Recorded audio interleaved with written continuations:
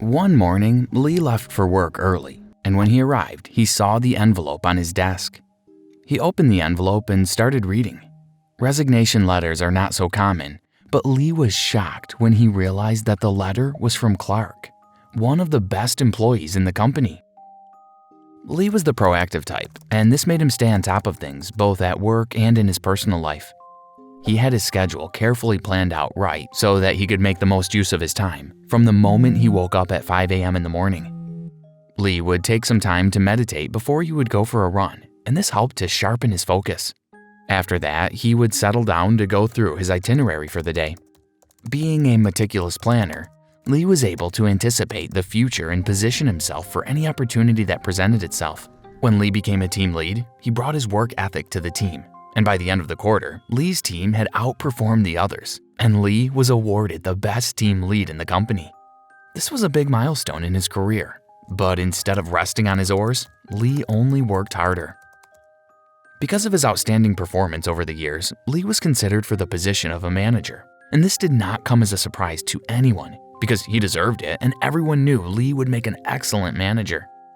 Lee knew that becoming a manager came with great responsibility. So in his usual proactive manner, Lee took some time to think about what he wanted to accomplish as a manager. He then wrote his goals and the steps he would take to achieve them. In his first few months as a manager, Lee found himself running behind schedule despite having a near-perfect routine. There was either a meeting that took longer than it should, an employee that he needed to address, or a project he felt he needed to oversee personally. At first, Lee pushed himself to work harder, but that only made things worse. He would always feel tired after work, and by the time he got back home, Lee was already exhausted. The more he tried to push on, the more mistakes he made, and Lee felt he was dragging everyone else behind because he was unable to keep up. Not sure of what to do, Lee spoke to another manager in his company. The manager advised Lee not to take on so many tasks, but to delegate as many as possible to his employees, and that his job was mostly to oversee their performance. Lee didn't like the idea so much since he preferred to do things by himself, but it made sense because he had been overwhelmed lately trying to do so much all by himself, and his employees had become unproductive and dependent on him to always sort things out. So Lee decided to start delegating some tasks and hold each employee accountable to do their jobs, while he focused on doing the most important task. He would occasionally check in with his employees to make sure they were doing their jobs well. Things seemed to normalize for a few months. Lee had more time to focus on himself, and he soon went back to his regular schedule of running every morning. And sometimes when his morning wasn't packed full of activities, Lee spent some time meditating or reading a book on leadership before he would prepare and go to work. One morning, Lee left for work early, and when he arrived, he saw the envelope on his desk.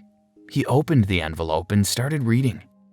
Resignation letters are not so common, but Lee was shocked when he realized that the letter was from Clark, one of the best employees in the company. In his letter, Clark mentioned that he had found another position with a higher salary. This made Lee even more upset because he felt Clark should have spoken up if he needed a pay raise instead of resigning. Lee made a mental note to call Clark, but with his busy schedule he forgot to do so, carrying on with his work as usual and doing his best to push his team forward. Within a few weeks after Clark had put in his resignation, 3 more employees under Lee also resigned. This got Lee worried. It was becoming a pattern and Lee needed to know what was going on. Lee was working one day when he got a call from his boss. On his way to his boss's office, Lee knew exactly what he was going to talk about. The news was spreading quite fast. Just as he had expected, Lee's boss asked him why employees were resigning. Within a month, 6 employees had resigned from his department alone. Lee didn't have an answer to the question. He was still trying to figure it out himself, so he simply told his boss that he was looking into it. Not satisfied by his answer, Lee's boss demanded he do something about it as it was ruining the image of the company. Back in his office, Lee kept thinking about what his boss had said. Indeed, he was right. It didn't look well that the company was losing so many talented employees. Lee considered going back to the manager who gave him advice before, but felt he needed a different point of view. That was when he remembered that he had intended to speak with Clark. That day, Lee called Clark and asked if he was free to meet during lunch. Clark agreed, and later that day, Lee and Clark met at the cafe. Lee said that since Clark had left, many other employees had left and he wasn't sure why. Clark just looked down and exhaled. "I'm not really sure why it is and how to fix it. Actually, I left not because the pay was better at the other place, but because I didn't find the job fulfilling." This was new to Lee, and he was surprised to hear it. Clark also explained that he didn't always feel that way until Lee had started bearing down on them to do more work without taking the necessary steps to ensure their well-being. Talking to Clark was enlightening, and Lee finally saw where he had gone wrong. While he felt he was doing a good job delegating tasks, his employees felt the exact opposite. Lee, being a new manager, hadn't taken the time to learn the strengths and weaknesses of his employees since he now had more than one team under him. As a team leader, Lee knew what each team member could do and how much pressure they could handle. But after he became a manager, Lee failed to use the same strategy or pass it down to the team leaders working under him.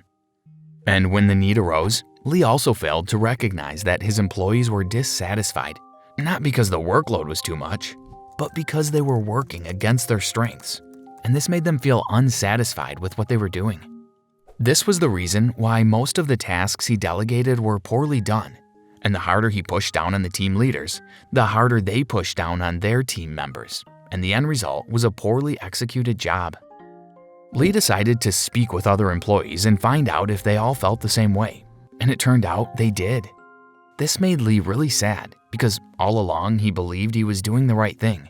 But it turned out, while setting his goals, he had forgotten to put his employees' satisfaction into consideration. Instead, he had focused on the business side of things.